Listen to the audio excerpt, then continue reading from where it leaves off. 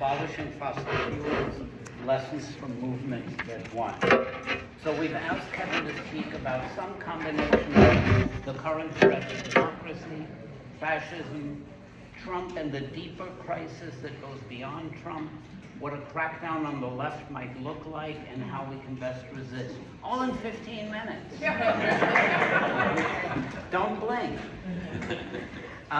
And just so you know, after Kevin speaks, we're going to break into small groups. There's been some reference to that already. And the goal of those groups, aside from the one specifically about Greenfield and the elections, is to really reflect on what Kevin has spoken to us about. And what steps we can take to further the movement to resist authoritarianism and bring down the current regime. So I was going to say more, but we'll talk about it when we get ready to go into the small groups. So. All right, thank you, Ferd. Thanks, everybody. It's really good to be here. If you can't hear me in the back, just raise your hand and I'll try to project more. So in putting together some notes for today, I was a little unsure of myself because when it comes to everything that's happening in the country right now, when it comes to organizing resistance, so much of what we could imagine is already happening, right? Including all of the announcements we've just heard about all of the fantastic local organizing and statewide organizing that's going on, right? It's indicative of the kind of organizing that we need to grow and multiply and expand upon. And so I wasn't sure how much of what I was going to say is going to be entirely original to people. Probably much of it will not be original to you, but I hope that it can at least help to form the basis for some discussion afterwards, right? Focusing on this question of what the most effective paths of resistance are to what we're seeing right now with this slide into fascism. So I think what we're seeing right now in the country is a transition that's happening pretty rapidly between what was basically a pretty hollow and non-functioning form of democracy that existed before into a much more openly authoritarian kind of political model. Again, happening more quickly than many of us might have thought. And one of the big differences that I've seen between Trump's first term and second term, which you may agree with me on this, he seems much less constrained this time around. For a variety of reasons, control over the Supreme Court, control over the federal judiciary to a greater extent than he had before. And so he seems more willing to accept economic disruption. Right? Disruption to the economy was one of the things that constrained him in his first term. He seems more willing to invite that kind of large-scale disruption now. We've seen that with his tariffs, his very aggressive anti-immigrant policies. We've seen it with his attack on clean energy, right? Which is an attack on one segment of the business class, which is a growing and increasingly important sector of business. And so he's been willing to court or invite that kind of large-scale disruption in the service of his agenda and his allies' agenda. Now, the irony of this is that most of these policies are wildly unpopular among the population. There was a poll done just before the November 2024 election, and one of the questions asked about Project 2025. I'm sure you know what that is. And it said, do you have a favorable opinion of Project 2025, right? You know how many people said yes? Right? 4%, right? 4% of the public had a positive view of Project 2025, right? And if you look at all of the different issue areas that were contained within that plan, which is now effectively being implemented, right, for the most part, public opinion on most of these different issues is radically opposed to the policies that are now being pushed through, right? And yet, right, Trump is more powerful than ever, right, or appears to be.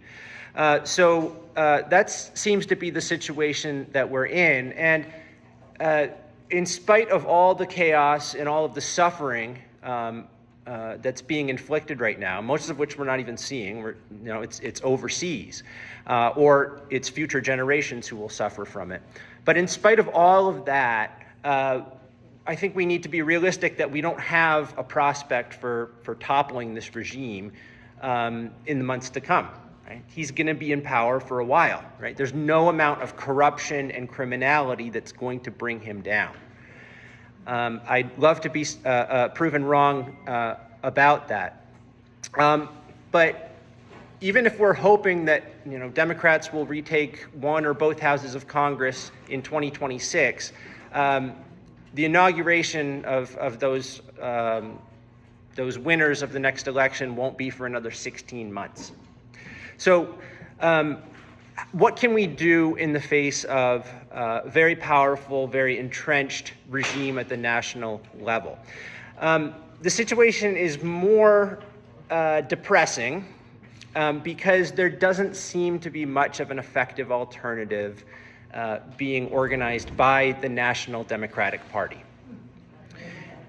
And the lesson of the 2024 election, the lesson of most of the elections in years prior, was that without a really strong progressive economic agenda that could appeal to working people across the country, the Democratic Party is often going to lose to Republican candidates, right? And that lesson, which I think was learned again, right, by many of us after 2024, has not been learned by the top party leadership, people like Schumer and Jeffries. And so we have a party that is feckless at best, ineffective at best, and other times actively in alignment, in collaboration with Trump's agenda, right? We see this with military aid to Israel more than on any other issue, right? And if anything, the Democrats seem to be moving rightward in order to try to capture more of that mythical middle, right? The way that Harris did during her campaign last year, trying to appeal to the so-called moderate Republicans, right? Rather than trying to energize the base of the party with a progressive economic and social agenda, right? And so we have to accept that we don't have any direct power to influence the national level of the Democratic Party. And so the basic thrust of our organizing needs to be focused on something else. It needs to be focused, I would argue, on building independent labor and community organizations like FCCPR, right? And all of the fantastic work that people in this room are doing right now, right? We're not in a position to organize a third party at the current time.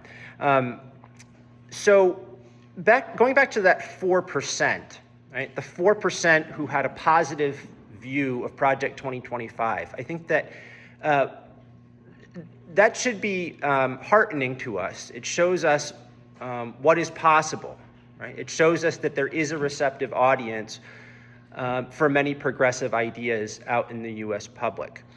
And the policies that are being imposed right now, right, are so radical, so extreme, and so abhorrent to so many people that the Trump administration is effectively sketching the outlines of what a progressive coalition could look like, right? It's providing us, right, if we want to look at the silver lining, if there is any, it's providing us with a teachable moment about what the consequences of the far-right agenda are, right? And if we can take advantage of that to organize people and to build bridges across different struggles, different progressive struggles, right? And bring more people into labor and community organizing who haven't been engaged before. I think that we do have an opportunity to do that. So given that the federal government seems to hold out very little opportunity for us in the short term, as far as being able to pressure them to to change, we need to focus on other centers of power, right? Especially at the local and state levels. And again, this comes back to the organizing that's currently going on among people in this room. So what are some of the alternative centers of power, right? We have the governor, we have the state attorney general, we have the state legislator, we have city and town councils, right? These are all different important power centers that do have real power to obstruct what the federal administration is doing, and also power to help put pressure, indirect pressure, on business elites in this country. So I'll give you a few examples. So one of the ways that social movements did constrain Trump in his first term, and this I don't think it's really been appreciated adequately, is in the passage of these sanctuary laws at the state and local levels. That wasn't just symbolic. It actually had a real statistical impact on reducing the number of deportations. State and local jurisdictions that had sanctuary laws on the books during Trump's first term had significantly fewer people deported. That doesn't mean that immigrants felt safer, right? Or that they felt less terrorized by the federal administration. But there was an impact. There was an important impact that those state and local sanctuary laws had, and that they can still have in spite of all of the dramatic displays of violence and the ICE raids and everything that we see on TV. Right? If we go back in history a little bit further, if we go back 40 years to the solidarity movement with Black South Africa, right? I imagine many of you were involved in that struggle in one form or another, maybe through divestment, maybe through boycotts. One of the most effective things that the U.S. movement in solidarity with South Africa did was working through the city councils and town councils, right, to pass boycott ordinances. And this is something that I think is also underappreciated about that movement. A lot of times people talk about divestment on the university campuses. But the municipal level boycotts were actually more effective in putting pressure on corporations that were invested in South Africa. So you can go to government documents and studies that were done where business executives were interviewed, and they said that the single most impactful thing that was happening in the U.S. that was influencing their decision-making were these municipal level boycotts, right? Because they were concerned that their sales of products that they sell to cities and towns across the country would be jeopardized by them remaining in South Africa. And South Africa was just a tiny fraction of their total business, right? So they preferred to withdraw from South Africa than to potentially lose all of that business. So this is a powerful example of how the proliferation of these local campaigns can actually add up to a real powerful national and international impact. And so much of what we've already heard about today needs to be thought of at the national level as well, right? Because what happens at the local level is often the first step toward change at the larger scale. If we look at the case of climate policy, right, which Ferd and I and a number of others are very involved in climate organizing work, there's a lot that the state of Massachusetts can do that would have an impact not only on carbon pollution in Massachusetts, but also on the larger fossil fuel economy and the larger clean energy picture. So the Make Polluters Pay legislation, there's a handout about it over there. So just an example of how much you've already thought of that I can't tell you a lot that's original, right? So the Make Polluters Pay legislation is based on the Superfund model, right? The environmental Superfund model, where the polluters are charged or fined and made to pay the cost of environmental cleanup efforts. And then that money is then used for either environmental remediation, or it could be used for other things. It could be used for other forms of social spending and public investments. And so I think that the make polluters pay model is indicative of what we need to, the kind of effort that we need to be thinking about. And it can deliver short-term financial benefits at the state level, but it can also have reverberations at the larger national level. Right? The fossil fuel industry is very scared about this kind of law. Right? They're very aggressively contesting it in court because it constitutes, they fear that it could constitute a precedent that's going to have a major impact on their industry as a whole. Right? So even though the amount of money is relatively small, if more and more states across the country pass this kind of law, it could add up to a real impact on the industry. We could say the same thing about other ways that the state government can take action around the climate crisis. Right? One is through the state pension fund. Some of you may be pension holders, right, as public employees or former public employees. The state pension fund controls a lot of money. I don't remember the exact figure, but pensions across the country control something like $6 trillion, I think is the figure, right? So Massachusetts is a small but significant chunk of that, and that money gets invested in companies that are doing all of these horrible things, killing people, destroying the earth.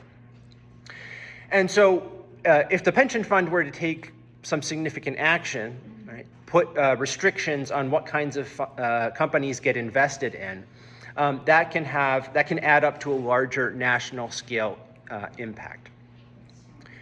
A few other examples that we could think about, right? The municipalization of electricity, right? Public electricity at the local level or the regional level, right? That's the kind of thing which provides direct material benefits to people, right, in the form of lower electricity costs. It also represents an opportunity for participatory democracy at the local level, where people can actually participate in those decisions. That might involve, for example, switching over to more solar and wind energy rather than using so many fossil fuels. Right? So, and municipalization of electricity is another example of a fight that can have an impact not just locally where it happens, but it can have ripple effects outward. One more example of what can be done at the state level, right, and at the level of other major institutions in the state, like University of Massachusetts. So I teach at UMass Amherst. I'm pretty immersed in that world right now, and I've been looking a lot at the kinds of things that the UMass Amherst administration and the Central UMass administration in Boston could be doing to constrain, to hinder, to impede what the federal administration is doing. So there have been a lot of federal funding cuts which have started to impact UMass. There have been something like $29 million in federal research grant funds that have been cut or clawed back by the Trump administration, at least according to our campus administration. That's the figure I've heard. I think that we need to appreciate just how much the state government could do and how much UMass Amherst itself could do to neutralize the impact of these cuts. So if you look at the Fair Share Amendment, this is the biggest potential source of funding, and it's a direct result of labor unions and community organizations organizing and fighting over a period of quite a few years, actually, to win this thing in 2022. Fair Share Amendment has delivered, for people who aren't aware, it's a surtax of 4% on incomes over $1 million each year. And of course, when we fought for it, they said, well, you know, that's going to make all the millionaires pick up and leave and move out of state. Well, that hasn't happened, and the Fair Share Amendment in the last 3 years has raised over $6 billion. And that's all earmarked for public education and transportation. Right, so $6 billion, and it's estimated that it's going to bring in at least $2 billion each year. Right? It's not one-time funds. And so that's a huge source of money that can be used for emergency needs. It can be used for provision of social services. 44% of public university and college students in Massachusetts face food insecurity.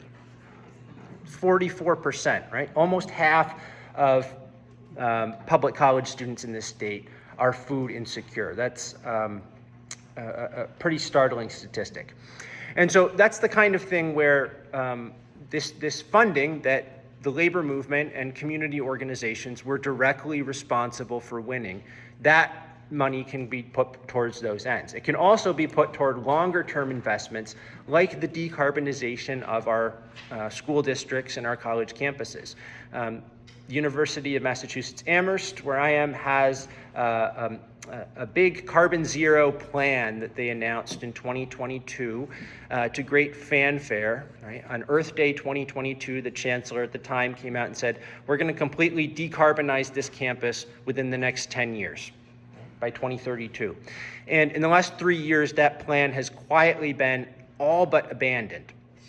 I could go into the details if you're curious, but the main excuse they offer is lack of money. They say there's just no money, the project is more expensive than we originally thought, but this is exactly the kind of project which is urgently needed. It is expensive, but there are sources of funding, right? The Fair Share Amendment, if we look at, I don't want to go too into the weeds about UMass politics for fear of putting you to sleep, but there are a lot of different pots of money, right, within the UMass Amherst campus, within the UMass system, within the state government that we can tap into to largely, if not entirely, neutralize the impact of what the federal government is doing. Right? And that's just the fiscal picture. That's the spending, the tax revenue, and so on. There are other ways in which the state government needs to be stepping up and challenging from a legal perspective and a policy perspective what the federal administration is doing. And so by focusing on these proximate targets that are closer to home and that we potentially have more leverage over, we can win things like rent control, right, or better health care or funding for our college campuses. But those fights also have larger national implications, right? Larger national reverberations. So I think that's where I'll stop. I don't know, I might have talked a little more than 15 minutes, but hopefully you have some opinions about things I said or ideas that I didn't cover. Stop it.